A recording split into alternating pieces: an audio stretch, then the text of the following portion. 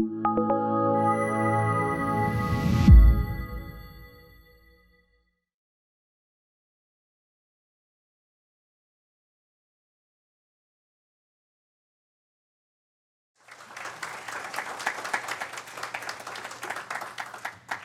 I was, of course, late. So I don't know who can help me put my PowerPoint on the screen. Okay, great. So, again, my name is Kassandra Frederique. I'm actually now the New York State Director at Drug Policy Alliance. We're a national organization working to end the war on drugs. We have offices in Colorado, New Jersey, California, New Mexico, FFF revised, thank you. And we have an office in New York. We do a lot of work on legislative advocacy, movement building, and public education. So I'm really excited to be here. The weather is so much better here than it is in New York right now. So much so that I was like, wow, I don't even have to wear stockings. So really excited about that. So I've done this presentation before, or I've presented at HBCU before with FFF. We did a presentation at Morgan State where my presentation actually was an inward conversation to our movement, the drug policy reform movement, talking about how the way our campaigns are structured in a way that actually reifies the stigmatization of communities of color. However, after November, I kind of felt like I had to do a different presentation, just because the context is a little different. So this is a newer presentation, and as you can see, I'm very clear about how this conversation that I'm going to create. So here we go. Where's the clicker? I'm not. Okay, here we go. Sorry. Thank you.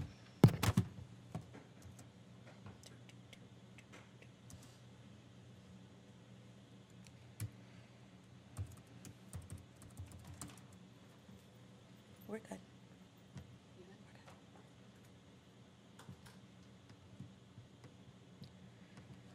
So how many people in this room have seen the movie 13th? Great. So movies like 13th by director Ava DuVernay magnificently illustrate how the war on drugs has devastated communities. Families ripped apart by mass incarceration, police officers spending countless hours focusing on drugs instead of solving more serious crimes. Billions of dollars invested in the undue surveillance of American citizens as a direct result or a direct assault on American ideals. The global war on Black people is pretty evident when you watch movies like 13th. We see just how infuriating it can be when communities of colors scream for help, and either their calls are ignored or delegitimized or just all out assaulted with mistruths. Everything about the war on drugs is centered around the way that we think about how to make policy and who we make policy for. So conversation about drugs throw out conversations around safety, they throw out conversations around health, and oftentimes, based on what the law enforcement officer said before, we recognize that if we were actually having a conversation about health or with safety, we would have different outcomes. So some of the questions that we always want to ask as policymakers are, who is more likely to get arrested? Who's more likely to get access to treatment? Who is seen as worthy of law enforcement diversion? These questions are largely predicated on what someone looks like. Are they perceived to be Black, a woman, transgender? The war on drugs is a war on people of color, and largely an effective genocide on Black people. But you knew that already. I mean, I would hope so, considering this is an HBCU. So I'm going to start this presentation. So after 8 years of the major offensive front, 2017 feels like we're on the verge of another version of aggression against vulnerable communities. I'm not saying that the last 8 years of Obama were amazing. I'm not saying that arrests stopped. I'm not saying deportations stopped. But I'm saying that it feels different, especially as a policymaker working on the war on drugs. In the last 8 years, several states have legalized marijuana.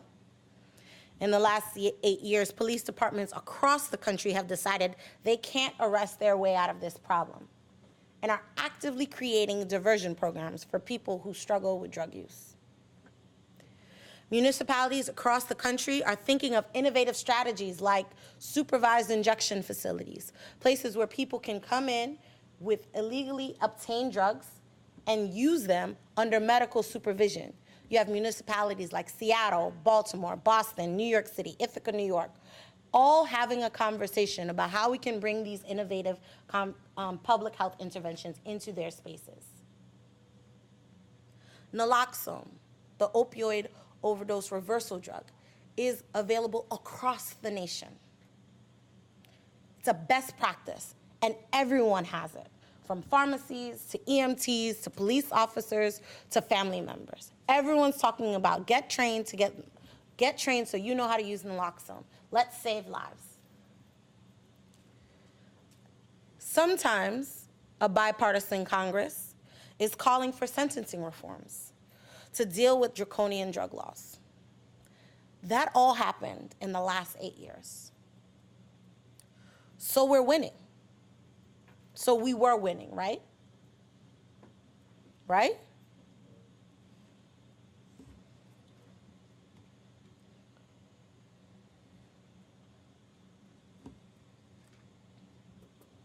Does anyone know who that is? Whitney Houston. She died in the last 8 years, right?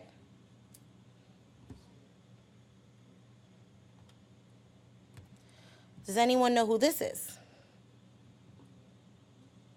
Corey Menthol. He was an actor in Glee.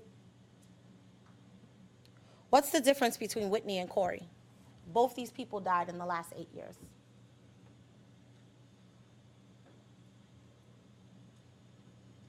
Yes? They're perceived differently by the media.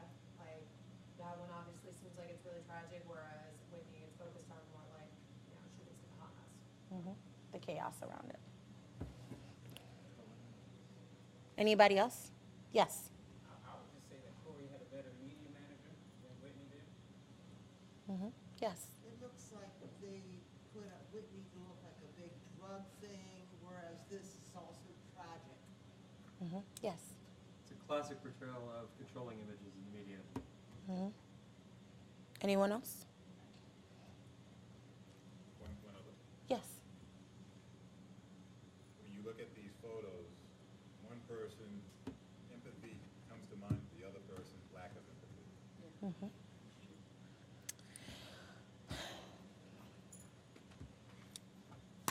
This was the front page of the New York Times in October of 2015.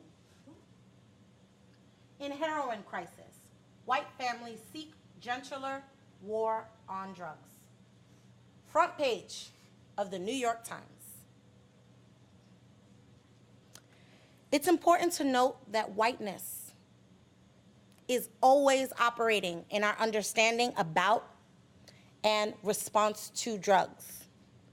What I started this conversation out, the title of my talk is America's Master Class on Whiteness and Policymaking. There is no clearer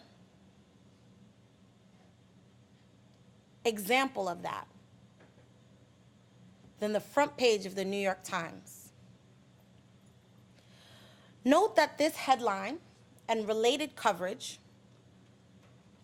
has always been following the kind of trajectory that we saw with Corey's front page of People magazine. Media analysis by Dr. Julie Netherland and Dr. Helena Hansen did an actual study of all the media surrounded the heroin and opioid crisis and talked about how whiteness was playing out and structuring the whole conversation.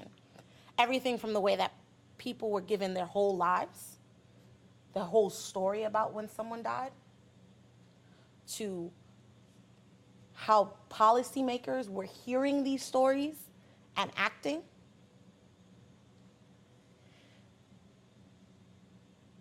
But when a person of color dies, a black person dies, there's no backstory. It's only the chaos. There's no sympathetic portrayal and no sense of lost potential.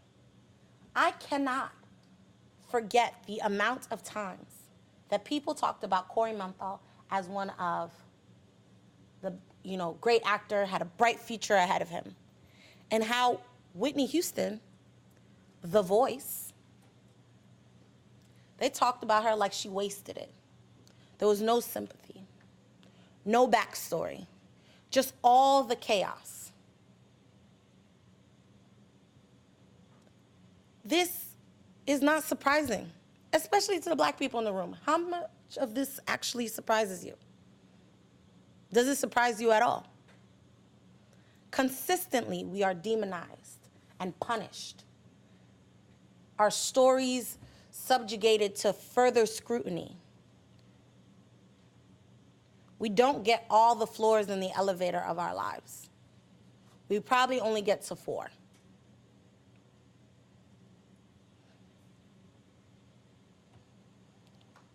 Do you remember this front cover?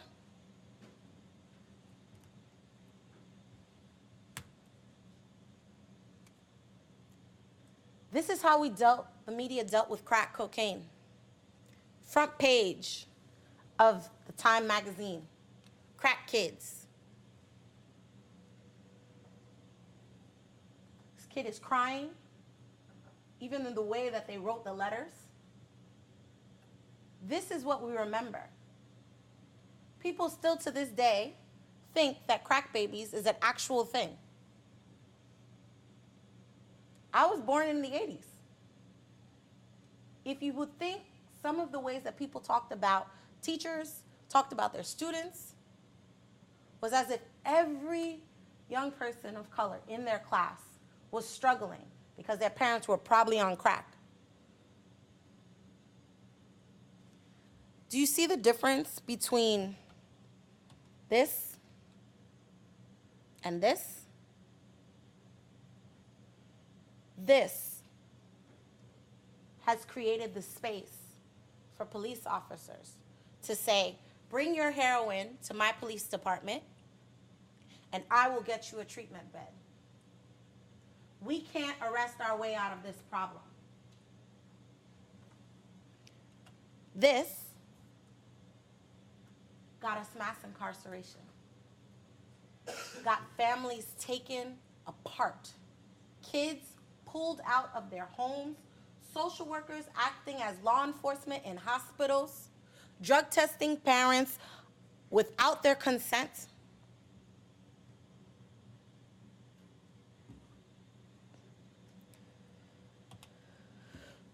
But race has always been linked to the way that we respond to drugs. Drug policy is not influenced by race, it is driven by race. What were the first drug laws in the United States? Opium. Why? Who was opium associated with? Chinese. Who was marijuana associated with? Who was cocaine? Black people. Free black people in the South. Porters who used cocaine to stay awake.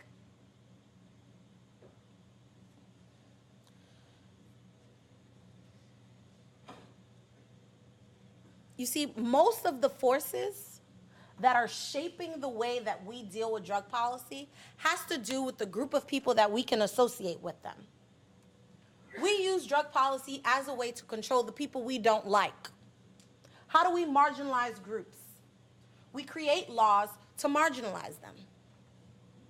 Drug policy has been the example, shining example of how this has happened. Look at this quote. There are 100,000 total marijuana smokers in the US, and most are Negroes. Lie.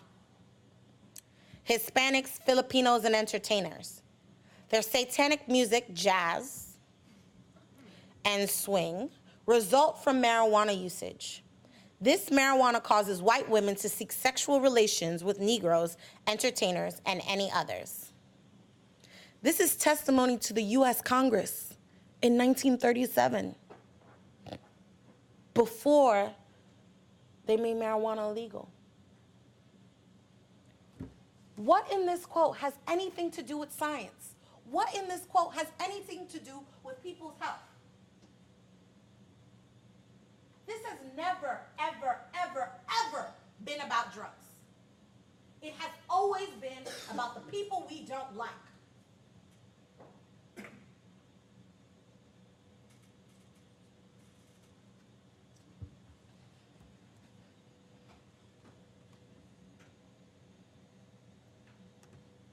Again, New York Times. Pretty interesting how the paper of record continues to shape the way we all think about drug war, drugs, and drug policy. Negro cocaine fiends are a new Southern menace.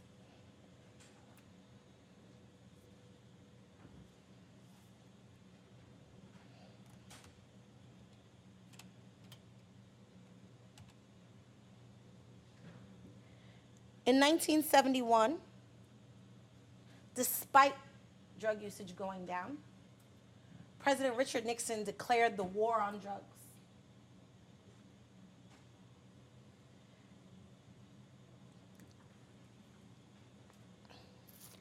And what I've been presenting so far is that the war on drugs has been a pretext as a way to control poor people, blacks, Latinos. John Ehrlichman, one of Nixon's aides, did an interview in 1994 to Harper's Magazine. No, he did an interview in 1994. It was in a book. And then just recently, the quote resurfaced again. And he said, "You want to know what this was about? The Nixon campaign in 1968 and the Nixon White House after that had two enemies, the anti-war left and black people. You understand what I'm saying? We knew we couldn't make it illegal to be either.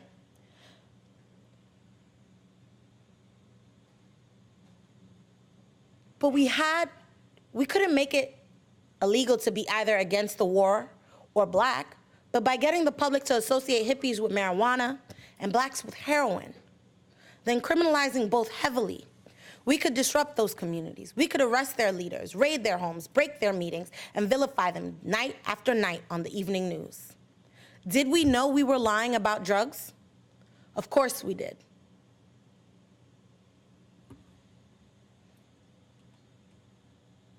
Night after night, we heard about crack.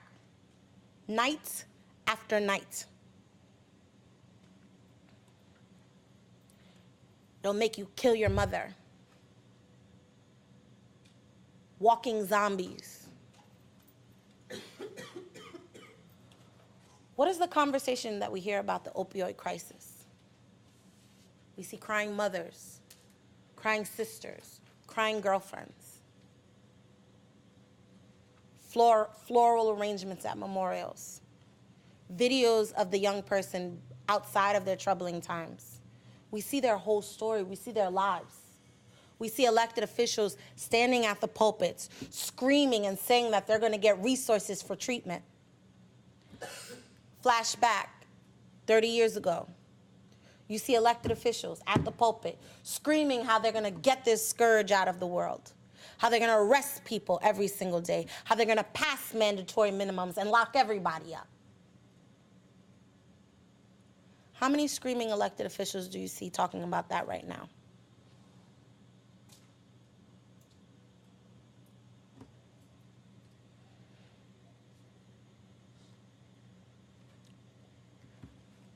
The results were very clear.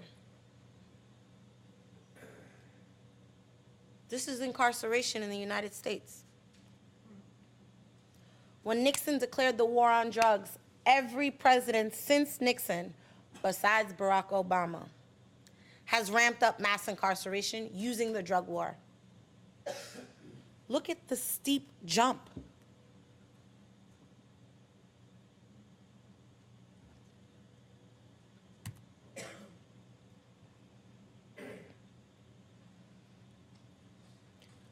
This graph is from 2012, and we broke it out by offenses.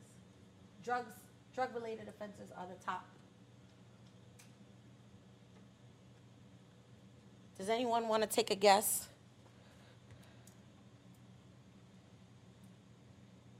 Again, number of people incarcerated in state prisons. Other drug, public order, drug dispense, drug possession.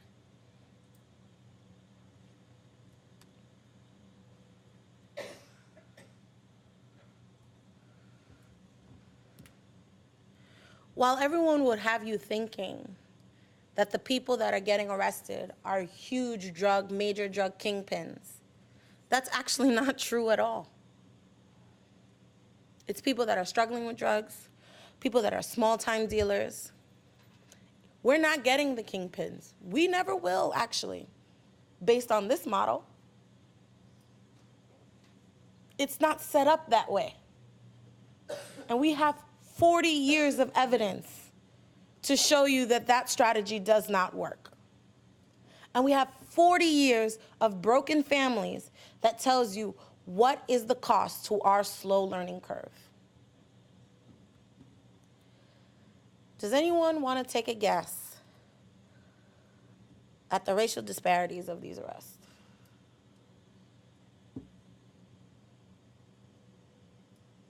Blue is white.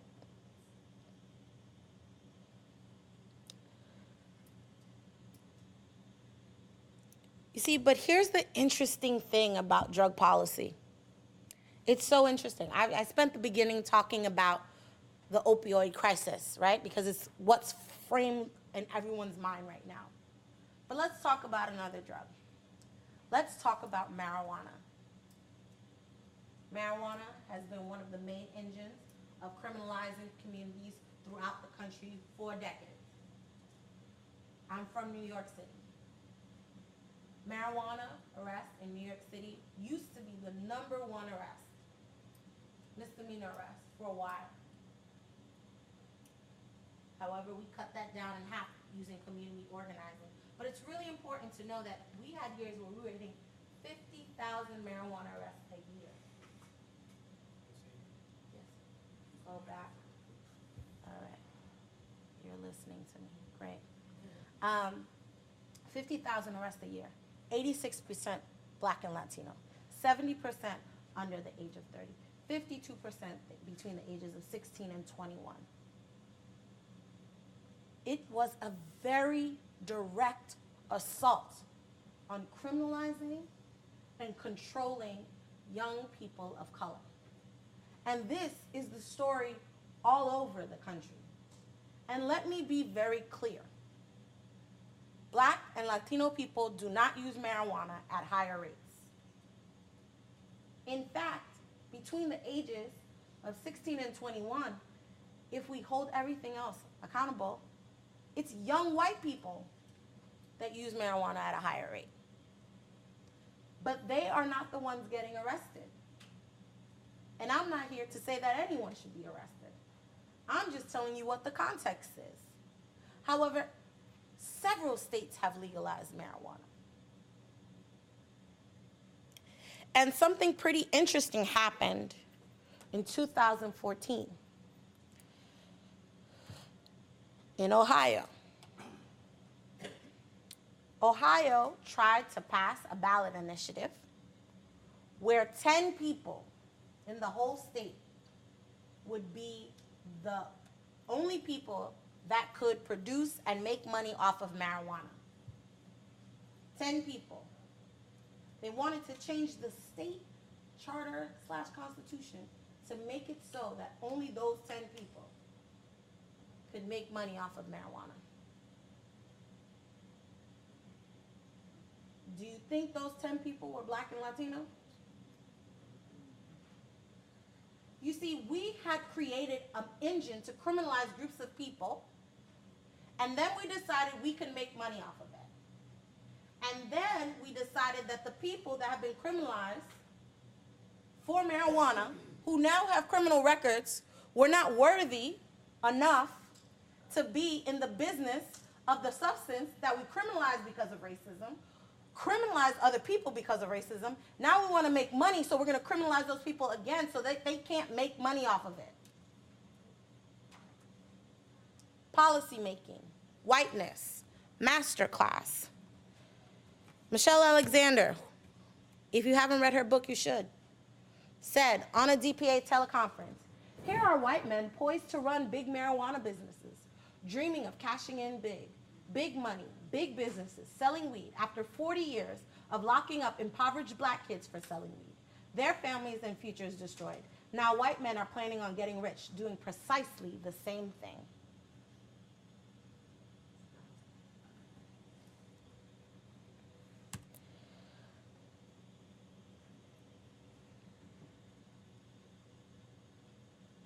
But now, we don't even know if that'll stick.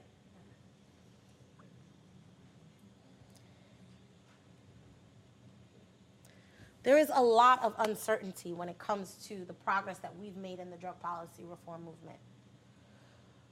We have some very interesting folks leading the country. We have a terrible person as our Attorney General. We have the promise to return back to discriminatory policing. We have a disregard for the evidence based in science around drug policy, which we were moving towards. We have the incentivization to rev up mass incarceration again. And the irony is that they are setting up a fight between the federal government and states' rights.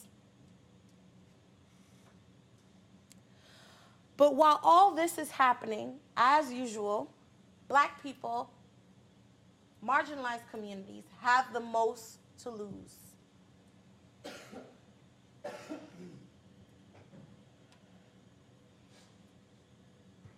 I'm in Florida.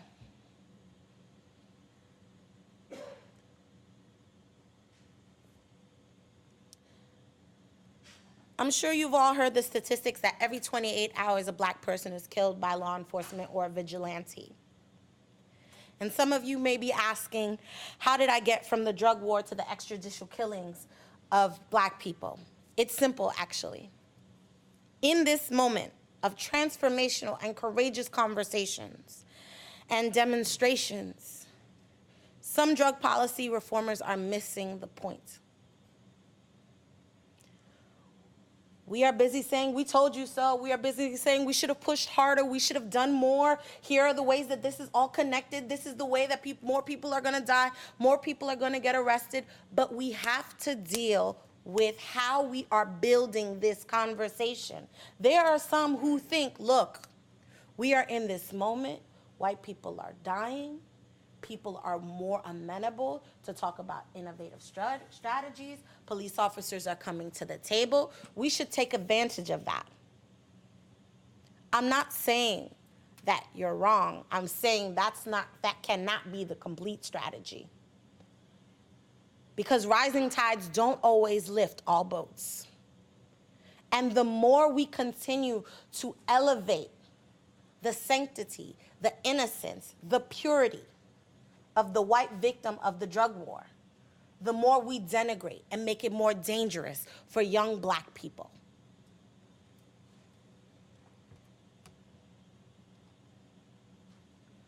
Personal sovereignty is a key principle in the drug policy reform movement. Yet in this moment, when we're talking about the opioid crisis,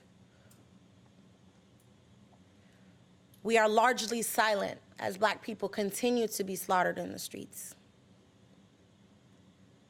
We may be winning on some fronts, but we're not winning against the war on people of color. In fact, we might even be losing more than we've ever realized. The drug war is about people, and our lives are not a fact sheet or a bonus to move forward with your agenda. Sovereignty is not a privilege that is afforded to Black America. If your quest for sovereignty is not tied to my right to live and thrive in my body, Black, woman, cis, or trans, then we are not in the same war. So don't call for Black people to end the war on drugs if you're not calling for the war on Black people to be ended. Black America is fighting for our lives and for our souls. Michelle Alexander also says, we must insist that the change we are seeking proves truly transformational. It's not enough to end the drug war. We must also insist on repairing the harms that have been done to poor communities of color. Thank you.